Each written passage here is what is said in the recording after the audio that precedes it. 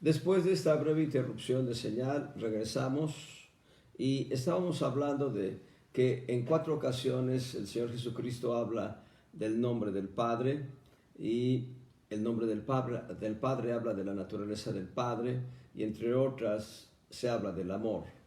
El Dios es amor y por su amor nosotros somos guardados. Pero también habla de la fe. Allá en el verso 8, en Juan 17:8, dice: porque las palabras que me diste les he dado, y ellos las recibieron y han conocido verdaderamente que salí de ti, y han creído que tú me enviaste.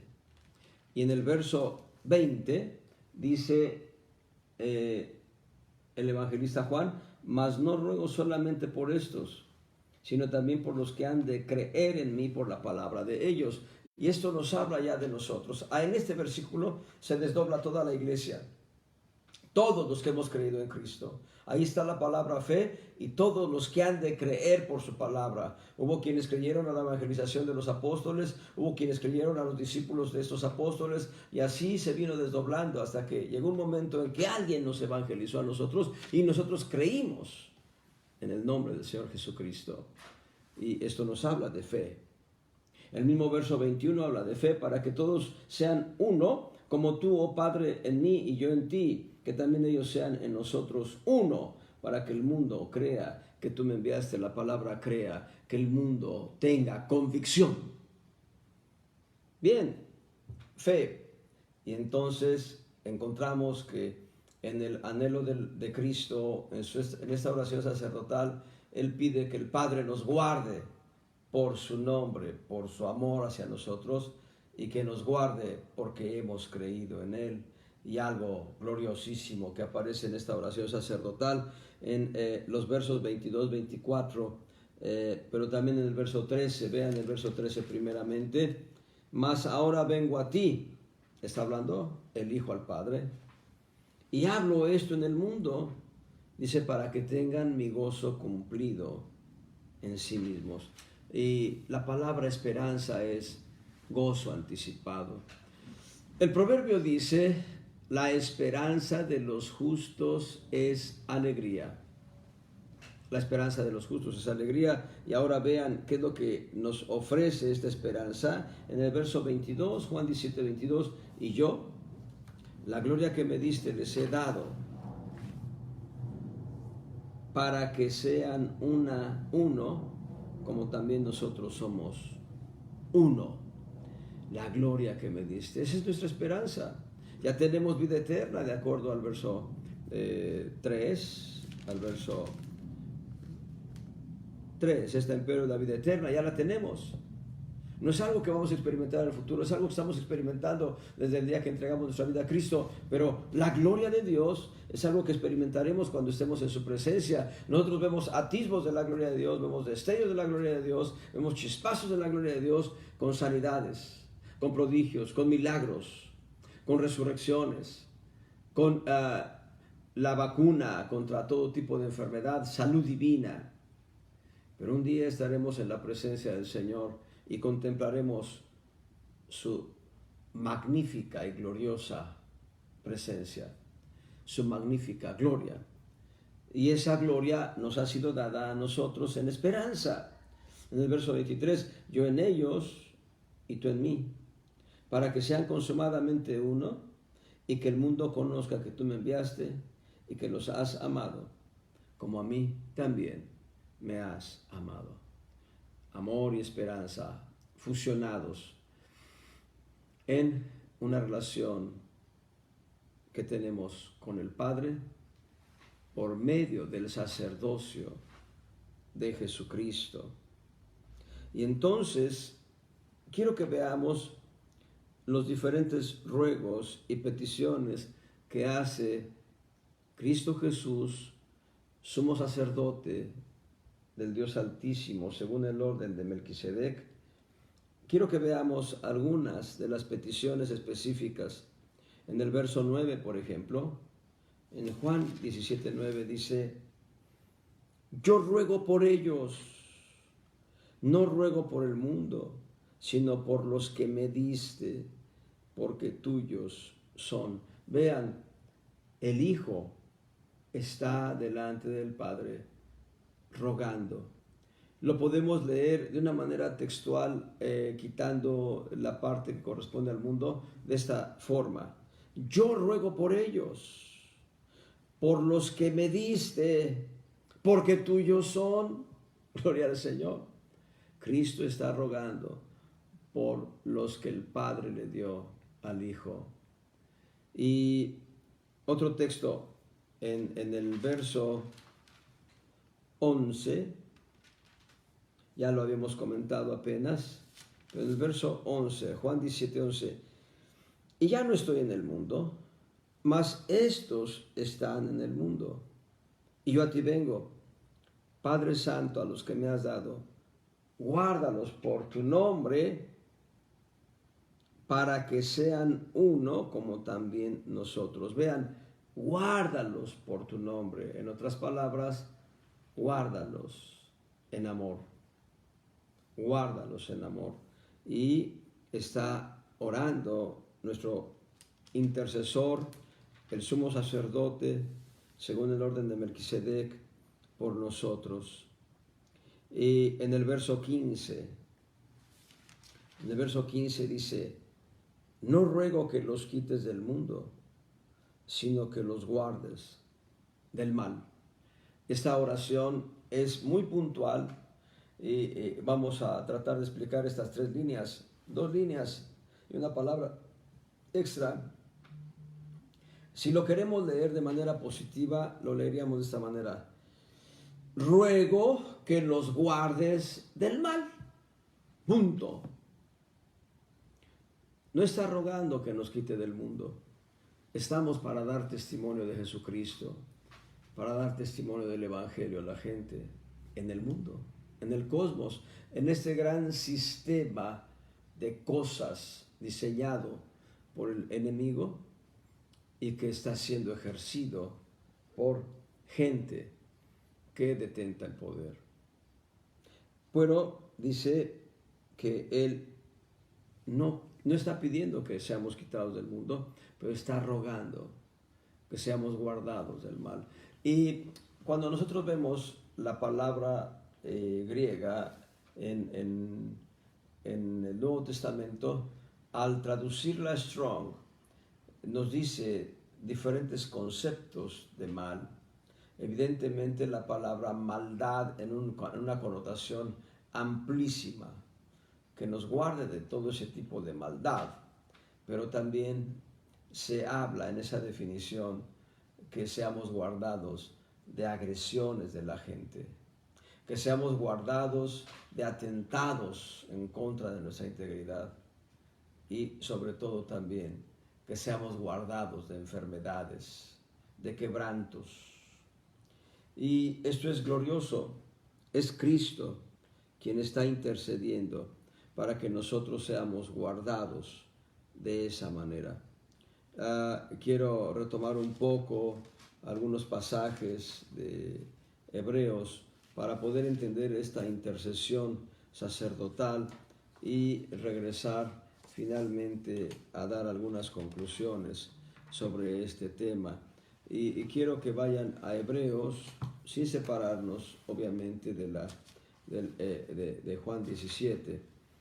Vayamos a Hebreos y veamos que ahí se habla de algunas acciones o actitudes que asume Cristo, sumo sacerdote, según el orden de Melquisedec. Vean, por ejemplo, en Hebreos 4, en los versos 14 al 16. Por tanto, teniendo un gran pontífice que penetró los cielos, Jesús, el Hijo de Dios, retengamos nuestra profesión, y también la palabra profesión ahí deben traducirla confesión, la declaración de fe. Verso 15, porque no tenemos un pontífice, no tenemos un sumo sacerdote que no se pueda compadecer de nuestras flaquezas, antes tentado en todo según nuestra semejanza, pero sin pecado. lleguémonos confiadamente, pues confiadamente, al trono de su gracia, para alcanzar misericordia y hallar gracia para el oportuno socorro, ayuda oportuna. En estos momentos el pueblo de Dios necesita la ayuda oportuna de Dios. Y solamente en el trono de su gracia se encuentra misericordia. Saben, en el Antiguo Testamento, específicamente en el tabernáculo que levantó Moisés, aquella tienda de campaña que levantó Moisés para que Dios habitara en medio de su pueblo, había 7 diferentes muebles. El séptimo mueble era el arca del pacto. Este séptimo mueble, el arca del pacto, el arca de la alianza, estaba en el lugar santísimo de aquella tienda de campaña, y esa arca tenía varios componentes. Uno de ellos era una plancha de oro puro que cubría el arca, que cubría la caja de madera cubierta de oro. También la tapa de aquella arca era una plancha de oro puro, y sobre la plancha de oro puro 2 querubines de gloria, 2 querubines de oro puro también. Pero esa plancha de oro puro, esa tapa, se llamaba propiciatorio. Y la palabra propiciatorio también la podemos entender como asiento de misericordia. Así que Dios es la misericordia personificada. Él está sentado en el trono del lugar santísimo, no hecho de manos, a saber, en el tercer cielo. Y ahí en el tercer cielo, donde está sentado el Padre, el trono es de misericordia. Y quien está sentado es la misericordia personificada. Cristo está intercediendo delante de la personificación de la misericordia, que es el Padre Celestial, para que nosotros tengamos gracia y oportuno socorro. Vean lo que dice Hebreos 5, 6. Como también dice en otro lugar, tú eres sacerdote eternamente, según el orden de Melquisedec. Brinquemos la página y vayamos a Hebreos 7, versos 24 y 25. Mas Cristo, por cuanto permanece para siempre, tiene un sacerdocio inmutable, un sacerdocio que no cambia, un sacerdocio que permanece para siempre. Por lo cual puede también salvar eternamente a los que por él se allegan a Dios, viviendo siempre para interceder por ellos. Debieras considerar que cuando tú estás acostado, durmiendo, descansando, si alguien vela tu sueño es Cristo, y si alguien intercede por ti es Cristo. Yo recuerdo el testimonio de un pastor. Este pastor decía de un hombre de oración, el hermano Emeterio Chávez, ya está con Cristo. Este pastor Arturo, me parece que era Arturo Pérez, Arturo González, no recuerdo cómo se apellidaba. Este pastor Arturo decía: en esta tierra yo sé que alguien intercede por mí siempre. Y hablaba del hermano Emeterio Chávez. Yo les puedo decir, en el cielo, si alguien intercede por mí es Cristo, y si alguien intercede por todos ustedes es Cristo. Todos los días, en el tiempo cronos nuestro, Él está en el tiempo kairos de Dios, pero todos los días de nuestro tiempo cronos, Cristo está intercediendo por nosotros. Interceder es la acción que asumió Aarón en aquella mortandad en el pueblo. Se puso en medio de la mortandad para que ésta no alcanzara a los que aún estaban vivos. Interceder es la acción de interponerte contra el juicio, y quien intercede por nosotros de una manera puntual todos los días, en todas las horas, es Cristo. Me gusta saber que Cristo intercede por nosotros. En el verso 26, Hebreos 7, 26, porque tal pontífice nos convenía, santo, inocente, limpio, apartado de los pecadores y hecho más sublime que los cielos. Pero ahora vean lo que dice Romanos 8:34. En Romanos 8:34 encontramos otra afirmación de cómo Cristo intercede. Dice, ¿quién es el que condenará? Cristo es el que murió, más aún el que también resucitó, quien además está a la diestra de Dios, el que también intercede por nosotros. Me gusta la pregunta, ¿quién es el que condenará? La respuesta, en términos legales y de acuerdo a la ley de Dios, de acuerdo a los preceptos divinos, el único que puede condenarnos a nosotros es Cristo. El diablo no tiene poder legal para condenarnos, es un acusador, pero no tiene poder legal para condenarnos, y el único que puede condenarnos es Cristo. Pero en lugar de condenarnos, intercede por nosotros. Él es el que murió, Él es el que resucitó, Él es el que pagó el precio de nuestro rescate, Él es el que intercede por nosotros. Hebreos 9:24, regresemos a Hebreos y vean lo que dice el autor de la epístola en cuanto a Cristo en su sacerdocio. En Hebreos 9:24, porque no entró Cristo en el santuario hecho de mano, figura del verdadero, sino en el mismo cielo, en el tercer cielo, para presentarse ahora por nosotros en la presencia de Dios. Juan 17 nos habla de una oración sacerdotal. Y en esa oración sacerdotal están los discípulos que creyeron en el Señor en su ministerio terrenal. Y estamos nosotros, los que hemos creído por la transmisión del Evangelio durante siglos. Y estamos en un ruego continuo. Padre, no te ruego que los quites del mundo, sino que los guardes del mal. Que nosotros no seamos tocados por el mal. Dice la Escritura, el que se guarda el maligno no le toca. Pero también Cristo está intercediendo por nosotros, que seamos guardados del mal. Me gusta esta oración sacerdotal. Hay muchos detalles en esta oración, muchos detalles que tendrían que desarrollarse en un estudio completo de varias horas, pero solamente dejar en el pensamiento del corazón, Cristo como sumo sacerdote del Padre, según el orden de Melquisedec, con un sacerdocio eterno, vive siempre para interceder por nosotros. Vive eternamente para interceder por nosotros siempre.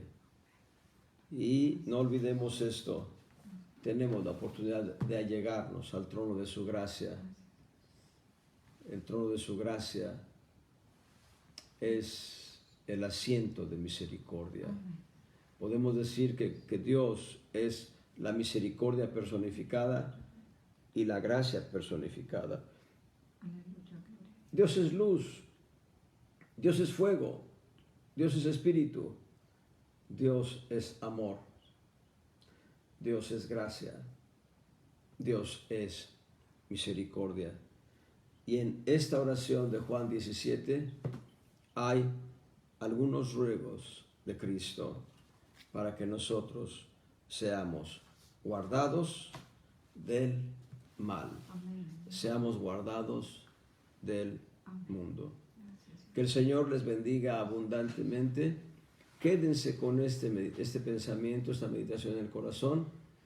Si alguien intercede por nosotros es Cristo, y no hay mejor intercesión que la de Cristo por nosotros ante el Padre. Dios les bendiga.